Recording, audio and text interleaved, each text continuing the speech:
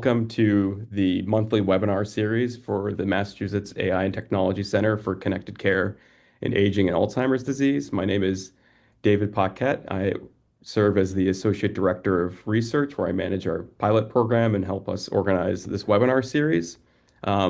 It's my great privilege today to introduce today's webinar speaker, Dr. Fang Yu. Dr. Yu is a professor and the Edson Chair in Dementia Translational Nursing Science and the director of the ASU Roybal Center for Older Adults Living Alone with Cognitive Decline at Arizona State University, Edson College of Nursing and Health Innovation. Dr. Yu is a fellow of the Gerontological Society of America and the American Academy of Nursing. Prior to her current role, she was faculty at the University of Minnesota School of Nursing and held a long-term care professorship where she was also the chair of the Adult and Gerontological Health Cooperative. She's chaired multiple committees, has served as the editor of the International Nursing and Health Sciences Journal, and has served as a grant reviewer for NSF, Alzheimer's Association, DoD, in addition to several European-based funding agencies. Her proliferative research focus is on developing exercise and cognitive interventions to prevent and treat Alzheimer's disease. And some of these research findings have led to many peer-reviewed papers, a book titled Alzheimer's RX, Aerobic Exercise, and the FIT AD certificate program to increase exercise access for people with AD. As you can clearly see, her research and focus, including that of the ASU ADRD Roybal Center that she directs on older adults living at home, is highly relevant to the pilot program that Mass AITC has funded over the past 5 years. From this presentation, we hope you learn how other NAA programs such as this Roybal Center are enabling the validation of technology-enabled behavioral interventions to improve proximal and long-term outcomes in older adults with cognitive decline at home, as well as opportunities for funding and cross-center collaborations. Our hope is that future pilots to the AITC program, including Mass AITC, may benefit from utilizing this ASU Center as an implementation partner, as well as being able to perform efficacy-based clinical trials. So without further ado, it's my privilege to welcome Fang Yu. So I'll stop my screen sharing and she can go on for the presentation, but we're very excited. Thank you, Dr. Paquet, for that lovely introduction. I'm really honored to be here today to share with you about the Roybal centers and specifically our Roybal center. So I'm going to talk a little bit about the background and then scientific foresight of our center, and lastly, the call for trials.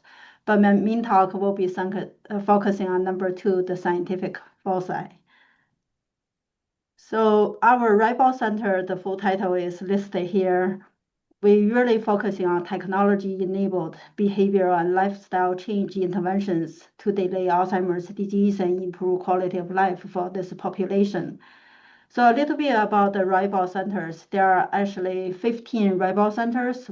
One of them is the coordinating center. You can see their logo here at the lower right, because all our call for proposals come from the coordinating center. The other 14 Roybal centers will be highlighted here this fall for this funding cycle. In addition, I want to make sure you know there are scientific themes that are across all Roybal centers. So I'll highlight those, and I also highlight the specific theme in our Roybal center. And I'll particularly talk from the perspective of preparing for grant proposals in responding to our calls across all the Roybal centers. So all Roybal centers have 2 cores. One is administrative core and is the behavioral intervention development core, or the BID core. For ASU Roybal Center, our administrative core are led by Dr. Rosandel and David Kuhn, with administrative assistant Vanessa Garcia. So she will probably be a main point of contact when it comes to get to know the center, wanting to submit proposals to our center. On the BID core, my colleague, Dr. Joseph, and I co-lead it with our administrator, Christy Spieleder. So if you are selected by our center to be one of our trial investigators, you'll probably intersect a lot more with Christy on your trial implementation and progression. I want to thank them here because every center is run by a team. Without my team, there is no way we could have run the center. So now let's go into the scientific foci. I will specifically talk about four things: why we serve the population we serve, how do you advance to the NIH stage model? The stage model is one of the cutting across theme for all Roybal centers.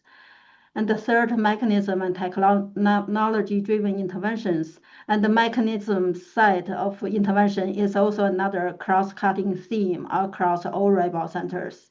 And last, we'll look at health disparity factors in the overall picture.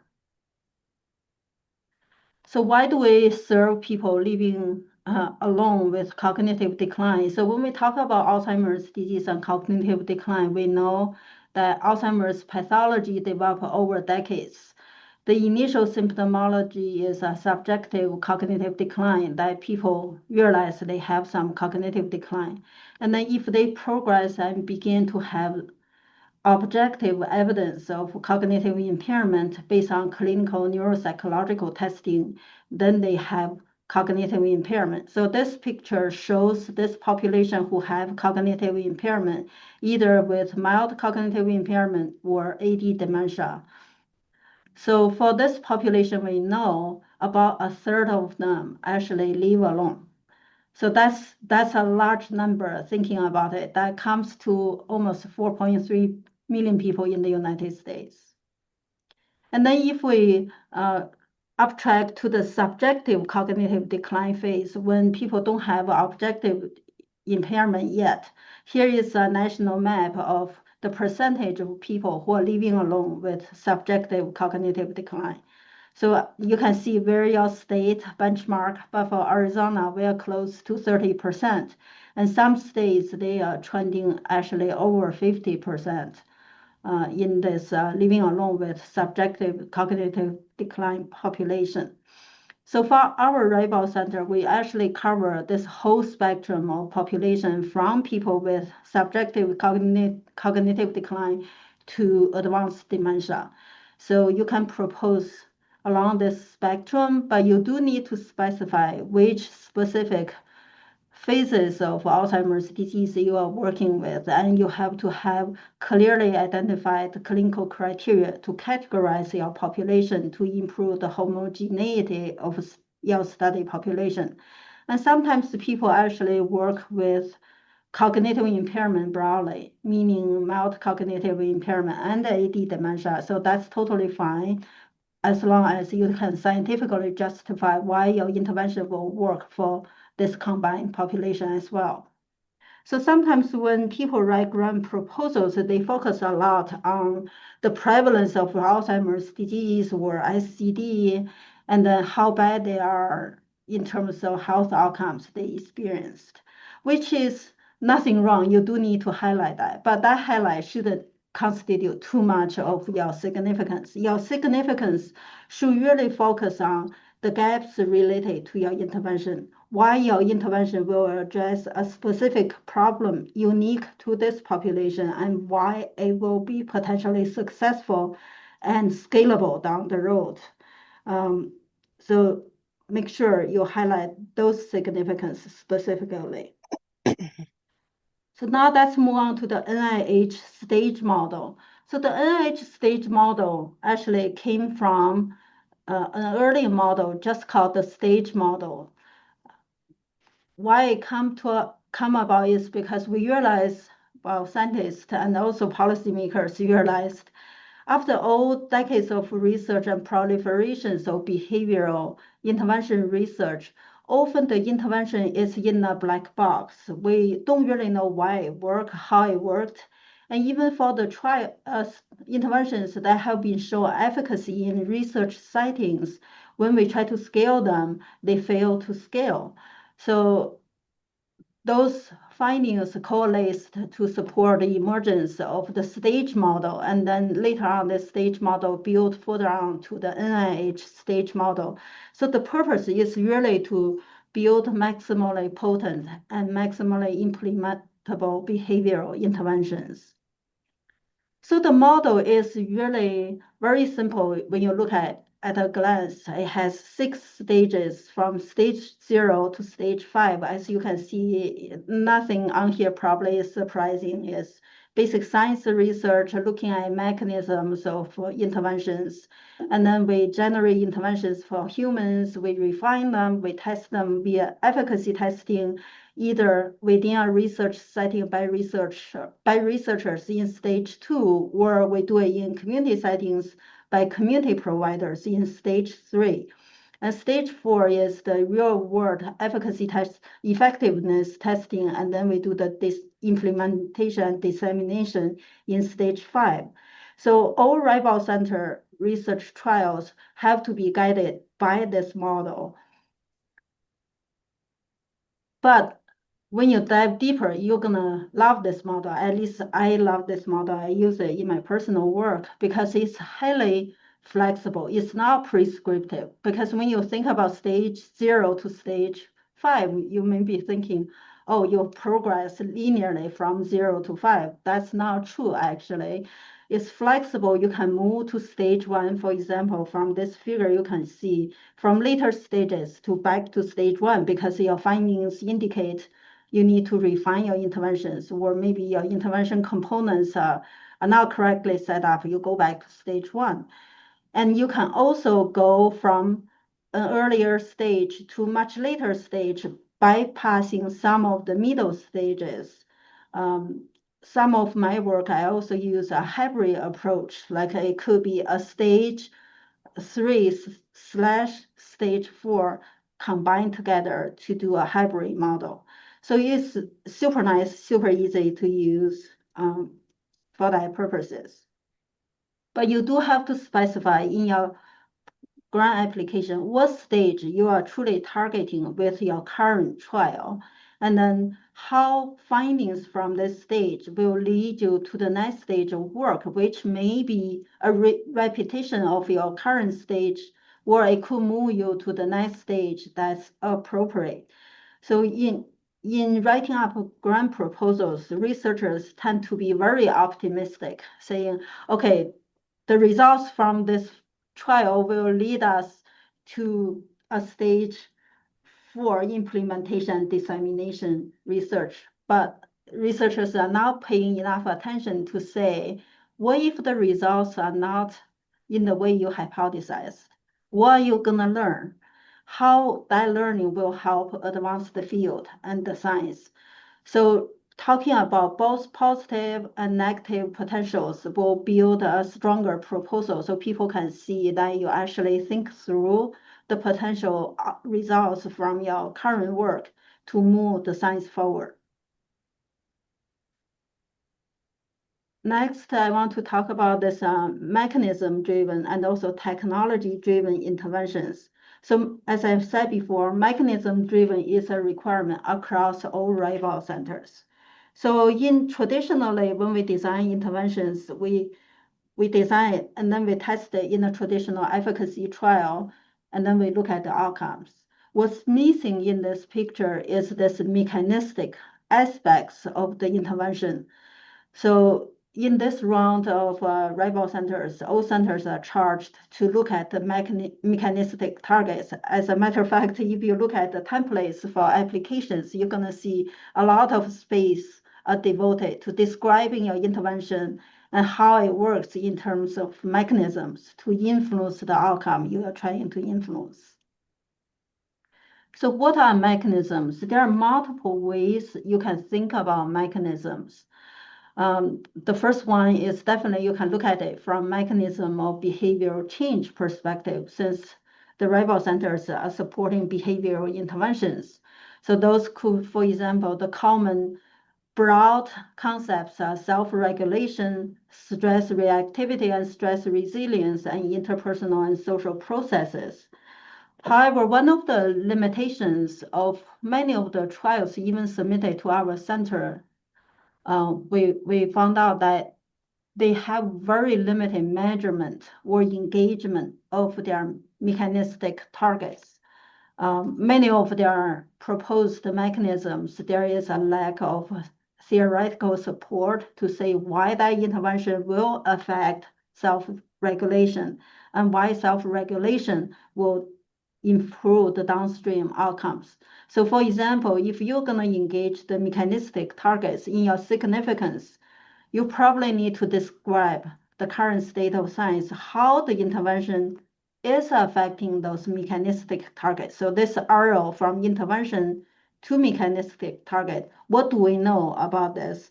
And what are the gaps? And how your study will address the gap? And another thing you probably also want to discuss is how your mechanistic targets truly underline the effect of the intervention on the outcomes. What do we know about it and how we can be reasonably sure this mechanism works?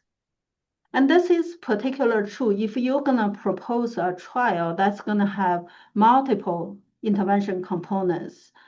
So you have to identify what are the key components or core components of your intervention. Ideally, each of your intervention component should be targeting a different mechanism. Or if you're proposing two different intervention components targeting the same mechanism, that begs the question, why do you need two components? Are they additive, synergistic, or are they going to negate each other's effect in the presence of the other component? So that justification has to be made. It will be a lot simpler if each of your intervention component only focus on one mechanism. So in addition to the behavioral mechanisms, which this figure showed the behavioral, cognitive, social mechanism described earlier, you could also target physiological or biological mechanisms. For example, in my own work of exercise interventions, I have identified aerobic fitness as a key mechanistic outcome or mechanistic indicator of my intervention's effect on cognition. And that decision was based on a comprehensive literature review because in epidemiological work, they associated aerobic fitness to cognition. And then in animal studies, they found aerobic exercise actually can change certain biological processes in the brain. And then in human research, it has also been shown that if we can improve aerobic fitness, it probably have this downstream effect on cognition. So you can identify those mechanisms as well, because those mechanisms are oftentimes you can measure them objectively, which is nice. However, going back to the first three behavioral, cognitive, and social mechanisms, you also want to apply an experimental medicine approach to assess those mechanisms beyond self-report. So if there is an objective way you can assess those mechanisms, it will give you a better understanding of how the intervention works. So the other aspects of ASU specific requirement is technology-enabled interventions. There are multiple reasons we require this, because number one, many people living alone with cognitive decline actually do not have a person who can come in and help them. And we also know there is a shortage of community providers and professional providers for services to this population. And the booming of technology in older adults have been established, showing older adults actually are very receptive and accepting of interventions that are delivered or assisted via technology. However, we don't really know how people living alone are handling them. So that's one thing we are trying to discover in our own research in the center. So just to be clear, the intervention does not need to be 100% technology delivered. It can be any combination, human delivery assisted by technology, or a hybrid model, or 100% technology enabled is perfectly fine. So what type of technology? Anything you can think of, or any emerging technology that is yet to be applied to healthcare. What you need to do is to make sure you can justify that technology and show it will potentially work for your targeted population. So one of the things people don't often think enough when they design technology-enabled interventions is they want to build the technology as part of the Roybal funding, which is a big no-no because the Roybal centers are charged to fund clinical trials. We are now funding technology development. So if your intervention has not been developed in some way in other populations that you want to do a simple adaptation to this population, then our rival mechanism probably is not a good match for you. And also, even if you propose a technology with some modification and refinement, you should consider to limit that period to no more than 3 months, because the bulk of the funding should be on the clinical trial portion. But understandably, even for human delivery interventions, we use a couple months to fine tune it, to work out the process, to make sure we can run it successfully in the clinical trial. So 3 months, up to 3 months delay in refinement is perfectly fine. But if you're gonna use 6 months to develop your intervention, then you probably need other type of funding to do that pilot work before you apply for a Roybal Center grant, because you do have to propose a clinical trial. However, it doesn't mean you have to do a full-powered efficacy trial. You can do a feasibility trial and then power based on pre-post changes. You don't have to be powered between groups. However, adequately power is a requirement across all Roybal Center trials as well. Other considerations when you are thinking about technology in intervention, for delivering interventions, you really want to pay attention thinking about how do you build this trust with people you want to serve. So for trust to happen, you must have a good way for them to access whatever technology you're proposing. If they don't have access, you probably want to provide that access for them. And you want to make sure their data, their health data are gonna be securely stored. You protect their privacy and confidentiality. And then we encourage people to think from the very beginning how you engage different cultural and linguistic groups in the intervention design.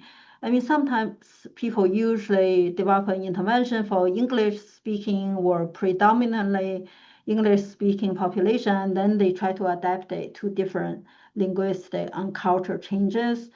And that work really is delayed. We nowadays really encourage people to think from the very beginning how you build an intervention that will tailor to different groups from the very beginning. And then if you are not tailoring it for different groups, then you at least need to think about how you're going to train your interventionist to be culturally competent so they can deliver this intervention to a wide variety of people.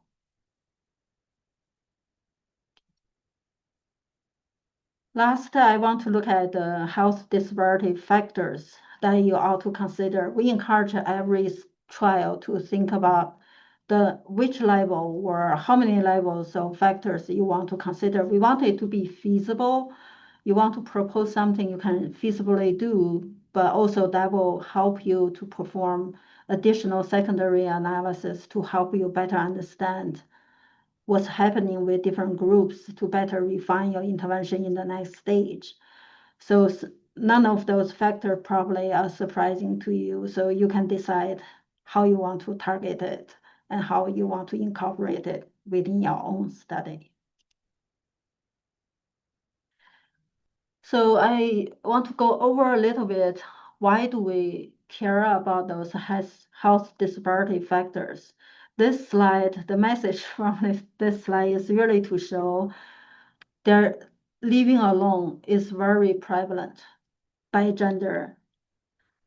Whether or not you live with, this is the living alone is this blue bar at the bottom. So you can see here by age, by gender, they don't differ too much until late stages of age, like people who are 75 and older, where we have more women than men. And that's because we know women tend to live longer.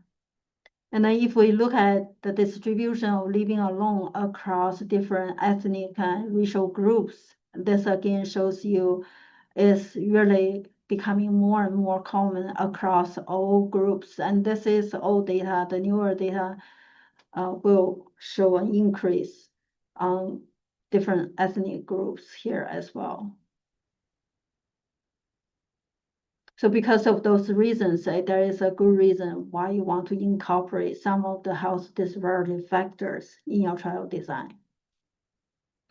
So now putting everything together, this is our center's conceptual framework, really going from top is the NIH stage model, what we are hoping to advance the research to. But I do want to say, again, we don't fund stage 0 work because we are funding clinical trials.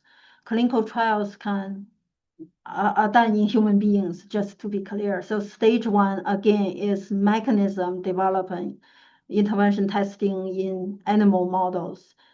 We don't do those. We don't fund those as well. So one of the things people often ask, how do I find out the mechanism for my interventions?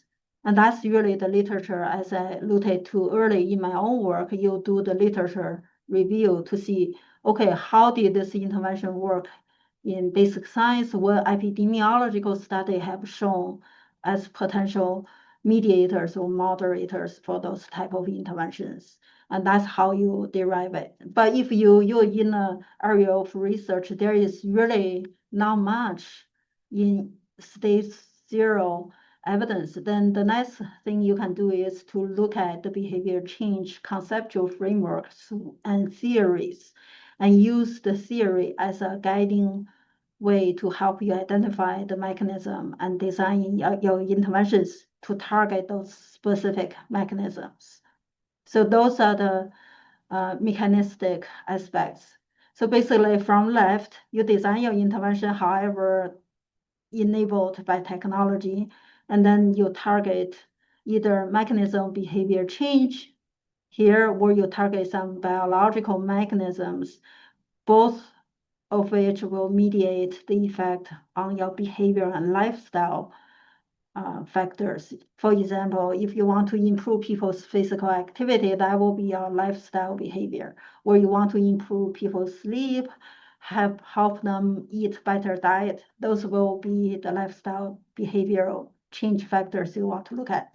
And then you want to look at the proximal outcomes. Those are your clinical indicators.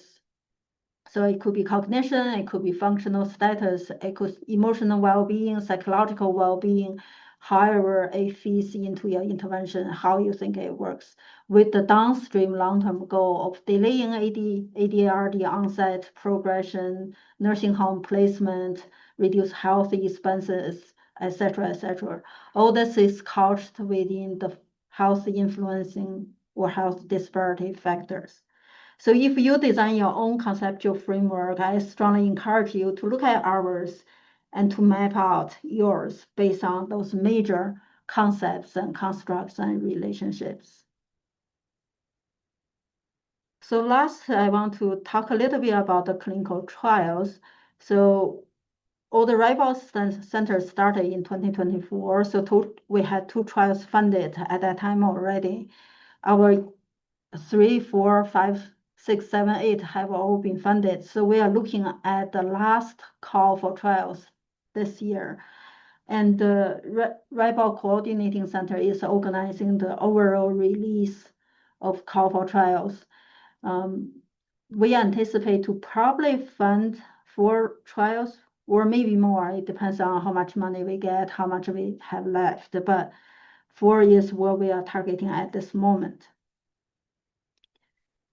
So the time, one other thing I want to review is the review criteria. So again, I have highlighted throughout my presentation the things that cut across all Roybal centers. And here I want to specifically focus more on ASU specific aspects too. So importance, you must make an argument. Whatever you propose is addressing a significant problem. And because your rigor and feasibility score are going to be contained by your importance or significance. For example, if your significance score is 2, your rigor and feasibility score cannot be higher than 2. So you cannot get a 1 for rigor and feasibility. So the important is rate limiting, and you want to use the space really well to justify it. I know if you look at the template, we don't really give a lot of space on the importance. So you have to use that smart. Uh, so you want to make sure what specific problem you're addressing in older adults living alone and how you're gonna progress through the NIH stage model. For your methodology or the rigor and feasibility, actually the first 2 is not just ours. This is again cut across all Roybal centers, but we emphasize this here once again is because describing the intervention component, the doses, and the mechanism, and engaging the mechanism indicator in the proposal are 2 significant weaknesses we have observed in all the applications. So that's why we want to re-emphasize their importance. So what does it mean? If you, for example, if you're gonna propose an exercise intervention, like what I did, you need to define the dose in terms of what is it, what type of intervention. For my study, for example, I use cycling on recumbent stationary cycles. And then the dose, you need to describe the frequency, the session duration, and then the intensity and program duration. So again, back to my exercise intervention cycling, we do it 3 times a week, 30 to 50 minutes per session, because we do a progressive intervention schedule to make sure it's safe for participants, because they most likely have not exercised for years. And then for each section, they are targeted at moderate intensity for each participant. That's based on a baseline testing of aerobic fitness level. And then our program duration is 6 months or 72 sessions. And the mechanism, as I mentioned repeatedly, is aerobic fitness. And how do we engage aerobic fitness in our trial is we test aerobic fitness every 3 months. So baseline, 3 months, 6, 9, and 12. And we want to see how this fitness indicator or mechanistic indicator change over time, and whether or not that change is important for intervention effect. So the third bullet point here is designing, allowing the test of mechanism is important, meaning you probably should have an aim on this mechanistic aspect of your study. And you should have a data analysis plan, and you should measure the mechanism in a reasonable way to help you get the conclusions you want to get. And then power is required, regardless the clinical trial design being feasibility trial or being a pilot trial or efficacy trial, you have to power it. But that power can be based on your mechanistic indicators instead of downstream clinical indicators. Why would we do that? Because if your intervention really works, it ought to be able to modify your mechanistic indicator. So that is the most potent response you should be able to get. So powering your mechanistic indicator will likely make sure that you have adequate power. And the other thing is about longitudinal follow-up.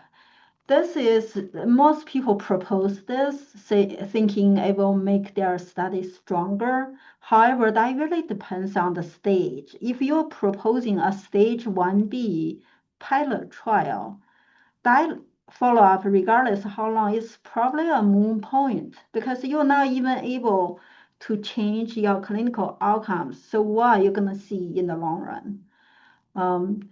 So we encourage people to think through if they are doing a full stage 2 efficacy trial, for sure, do a follow-up. For example, in my trial, we do intervention for 6 months, we follow up for 6 months.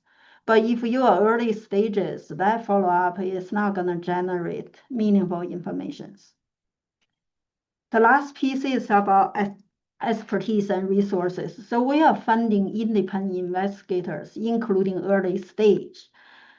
Those don't include postdocs or research fellows who are at the mentored level. So it has to be an independent researcher who can serve as the PI on clinicaltrial.gov because all trials have to be registered there and have to be able to submit IRB applications to your local IRB and meet the qualification for being a PI.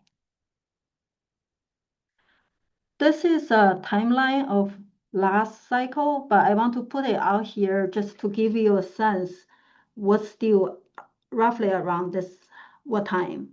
I think that the coordinating center is working on releasing the call for proposals by June, July, and then the letter of intent will be due first. Both the coordinating center and individual rival centers provide consultations. So I strongly encourage you to work with the center, with the rival coordinating center on specific aspects. So for example, the cross-cutting themes, for example, mechanistic, clinical trial design, etc., the coordinating centers have consultations on those. So this is the end of my presentation. I hope has been helpful to you, and I really encourage you to think about submitting grant proposals because to all rival centers and specifically to our center because we really want to build the science to meet the needs for older adults living alone who have been traditionally underrepresented in clinical trials. Thank you so much. Let me maybe start with the question. Thank you, Fang, for the talk. It was very interesting, very good to hear about all of the activities that your center is doing. So I am curious about something, which is since you've seen several of these projects, one thing I'm curious about is where, whether the bottleneck, when you think about intervention studies with older adults, living alone in their homes, is the bottleneck in measuring the proximal outcomes? Is it in recruiting them and retaining them? Is it in the space of interventions?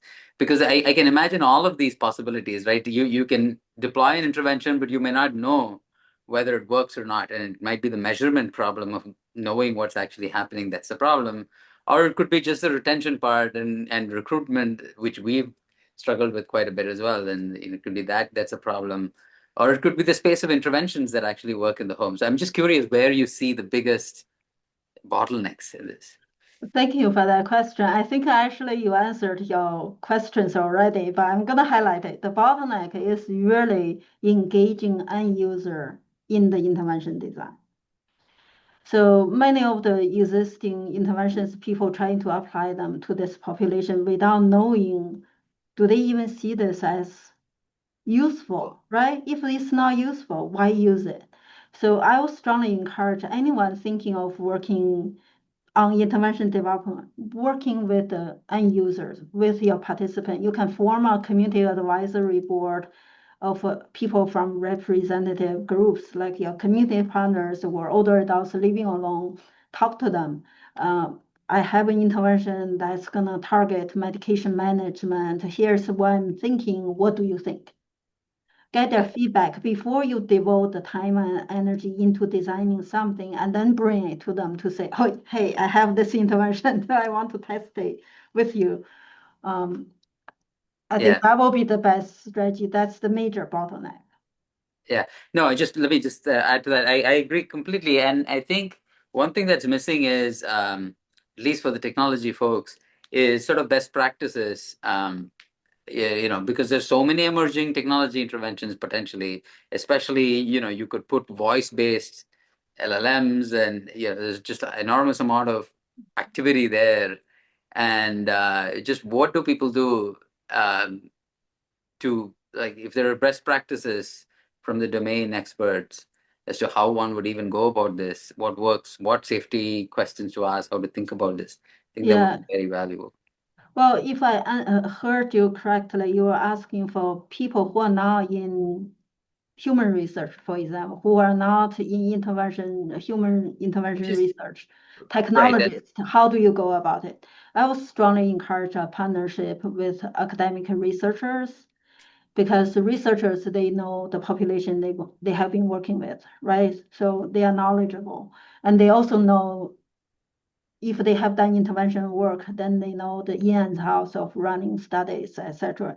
That input will be really valuable in whatever technology you're gonna design. And oftentimes this has happened to me. Me and my colleague, we just designed a technology. Actually, the reason we designed it without involving the end user is because of COVID.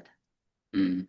We initially wanted to co-design, but because of COVID, we couldn't do it. So we move forward. Designing this technology is a cognitive game we want to use during exercise training. So make it a multi-component intervention. And then we brought them to participants to test for feasibility. We got a lot of feedback. And they said it's super user-friendly. They were able to use it, but we didn't rank above 80% in terms of acceptance. So we have to tweak it subsequently, and that delays the research progress a lot. So I think start with the researcher, sketch out roughly what you want to do. This doesn't need to be really fancy, and then engage with end users to talk about the idea, and then you build it together. Thank you. Okay, first I'm going to allow Lily Lu to ask her question, and then we'll get to the question from Rena and Jet. Thank you, Dr. Paquette. Professor Yu, that was absolutely fascinating. And thank you so much for saying what you just said, because I am with the AITC as a family caregiver advocate, and we're part of the stakeholders. So what you just said was music to our ears, because we've always said, involve us further up the pipeline. David Paquette and Dr. Deepak have always been so inclusive. I'm not a scientist, so I wanted to ask you a basic question when you say older persons living alone. In popular culture, there's the theme now of solo agers, literally someone without spouse, without children.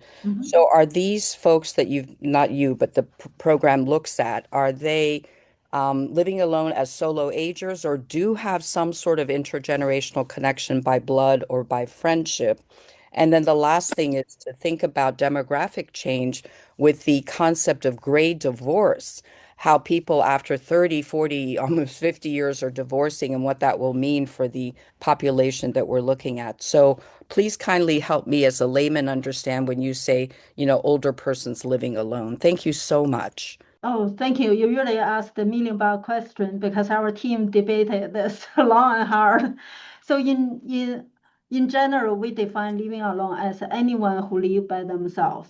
Is in an apartment or in a house, wherever place they live by themselves.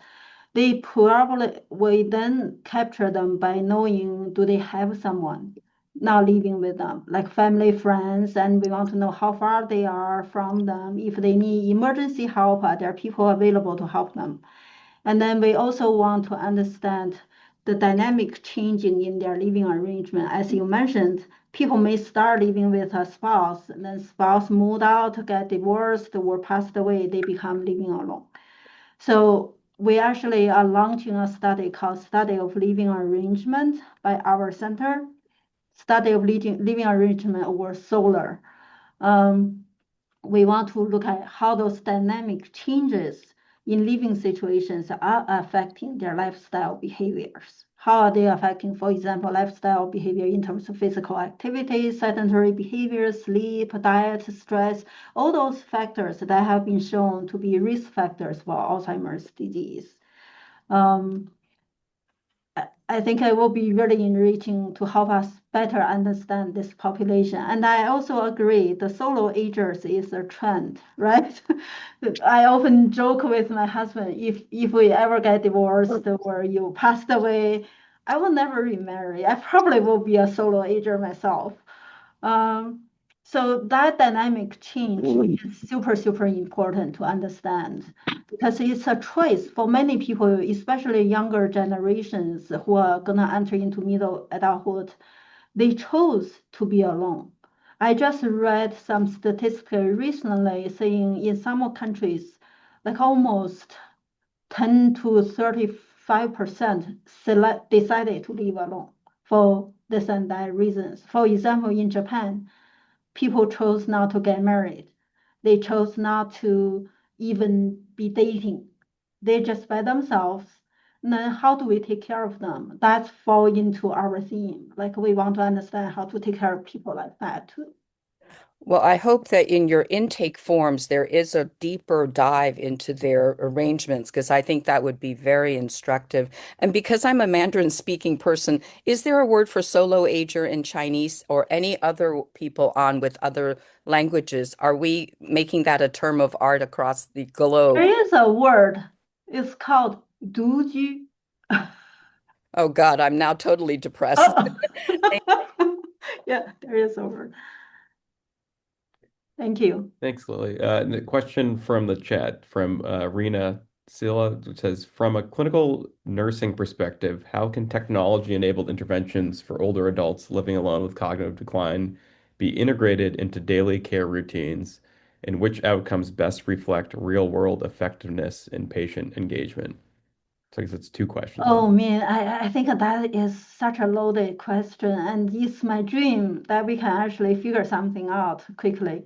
So, Rena, Arizona, we hosted the inaugural Arizona Digital Health Symposium last May. So what we have identified is how do we use digital health or technology to help manage key things. One is chronic disease prevention and treatment. Second, how do we improve patient encounters and clinical workflow? And the third is how do we optimize interventions and existing resources, reduce the barriers between health systems to make everything flow better. So if you seek help outside your immediate network, people can still access your record and help you integrate your care so we don't get fragmented care. So from that perspective, I'm really a big supporter of using technology to bridge the gaps for care for older adults living alone with cognitive decline. But I have to admit, we don't have a very in-depth understanding of technology used by this population. So part of our solar study is to understand their technology use. What do they use now? What are they open to use? What type of training are gonna need? What type of infrastructure will be needed? And my second biggest love is also for AI, using AI technology to automate things that used to be done by humans. So I see technology can help in many, many ways. However, there is also this term of technology divide or digital disparity, right? I think people all know that we do not want to create further disparity by technology, though, in this work. And so that's why in our center, we want to make sure people think about disparities from the very beginning so we don't drive the divide with the haves and the have-nots and widen those inequities. I hope I answer your question because yours probably require more than a few minutes to answer fully. So the next question from Laura asking about what does Roybal Center want for in return for a grant? It is specifically related to IPs and royalties. As a matter of fact, we don't want any claims of IPs and royalties unless we are part of your team who have contributed to your growth. I think most centers will expect appropriate acknowledgement, co-authorship if they contributed. For example, we provide a set mentoring structure. We have very close relationships with our trials. So we help them with their aims and their designs, the conduct of their study. I think all that work probably earned us a co-authorship, at least on publications per publication guidelines. But we don't force that on people. It's up to the PI to decide if they feel, well, I'm not gonna acknowledge you that way. That's fine. We are here to advance the science, not to make money. Next question. For older adults who may be using technology hesitant to engage, this brought up this big issue about trust and privacy issues. Those are huge. So from our symposium, those came up as the themes as well. So I just want to put two words. We actually have a publication coming out of New England Journal of Medicine summarizing the key findings from our symposium. And also we're gonna have a digital health symposium pathway report. I can send those. When they come out, I can share with Dr. Paquette, who can share with the rest of the group. So hopefully it will answer some of those questions. That's why engaging the end user from the beginning is super important to build this trust and figure out the privacy issues they particularly are worried about. I think if you do that, then you can minimize it. But we could never promise 100% privacy, right? Even myself, I get notifications saying your house record were broken into, or a laptop holding your house information were stolen. So that is not 100%, but we can do our best to try to minimize those distrust and breach of privacy and confidentiality. Thanks. I guess I actually have one question I'm hoping to get in because I think this is, you had mentioned sort of looking at health disparities and factoring that into the research. And obviously, in this population, for older adults living at home alone with cognitive decline, that can be, as you mentioned, subjective all the way to more advanced. Have in your sort of clinical trials that you're running, are you looking at, say, a subset of technologies across the, sort of various from early to later and sort of thinking about, scaling of the technology? So like maybe it works in this early phase and sort of, is there a way to adaptively think about how to, disseminate technology use in that group so that it sort of adapts over time? Or, has anyone thought about, or in your group, That's how a to wonderful actually question. measure that and how to, take advantage Mhm. of information about, someone's cognitive performance and trying to figure out how to adapt, Mhm. Yeah, both, especially from things like privacy concerns, right? But maybe, exactly. So that's a wonderful question. I think upfront you ought to think about the population you want to start with. For my exercise trial, I actually start with people with dementia. And then based on what I learned, I'm moving it forward with mild cognitive impairment and then subjective cognitive decline. And for my other work with the cognitive intervention on top of cycling intervention, we actually started with people with ICD because we want to see if they can do it or not. If they can do it, what are the issues and problems? However, I do not feel there will be an intervention you can apply to all phases without adaptation and refinement. You have to circumscribe at the beginning because the reason I'm saying that is the need and their cognitive capacities change as they move across from ICD to dementia. So the things you design for people with dementia will be too easy for people with ICD, vice versa. Um, even though however, the core content might be the same. For example, my exercise intervention, the core content, the dose, the way I deliver it, that's the same, but we are modifying it for different delivery format, for different population, change it differently. So you need to figure out what is the core component that can stay consistent. And that's the most important effective component. And then there will be other adaptable components you can change. For example, a simple example, we are designing an app to deliver an intervention. So the key component is we want to increase physical activity for them, but the interface is going to look very different for people with ICD versus people with dementia. So that's the adaptable component that you change, but the core component will stay the same regardless their stage. This is what we hope they can achieve in terms of their steps or the type of activity they do. I hope that answers your question, maybe not. No, no, I think that's a great conceptual framework in terms of thinking about how to, sort of frame the problem and what portion adapts versus which is sort of the intervention staying the same. Yeah, there was a comment, very important comment saying one of the early signs with cognitive changes is the inability to use technology. I think that observation is absolutely true. And actually, the reason for that is it depends on the age you adopted that certain things. For example, for people speak two languages. So the first language you speak, and then you learn a second language, like me, in my middle school and high school. If I get dementia, I lose my English first. And then eventually I lose my Chinese later.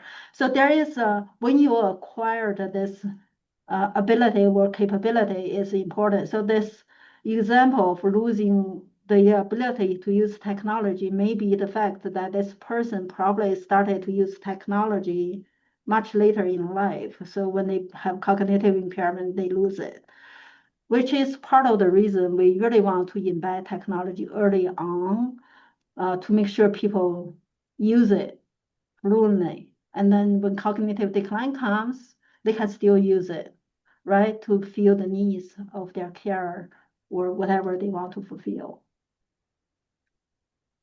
Well, thank you very much, Dr. Yu, for your informative presentation. Thank you so much for having me. Talk to you You. later. Yeah, Bye. thank you.